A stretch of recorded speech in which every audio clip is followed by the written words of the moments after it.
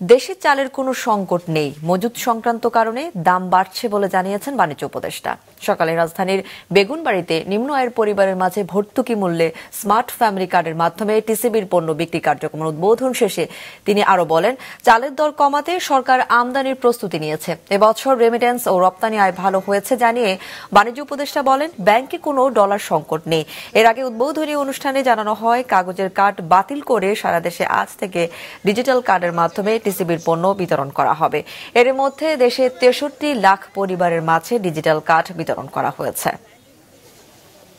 আমাদের তথ্য উপাত্ত অনুযায়ী বাজারে চালের কোনো ঘাটতি নেই। সরকারের নিজস্ব যে মজুদ সেখানেও ঘাটতি নেই, স্থানীয় উৎপাদনেও তেমন ঘাটতি নেই, কারণ আমরা আমনের ভরা মৌসুম পার করছি এই মুহূর্তে।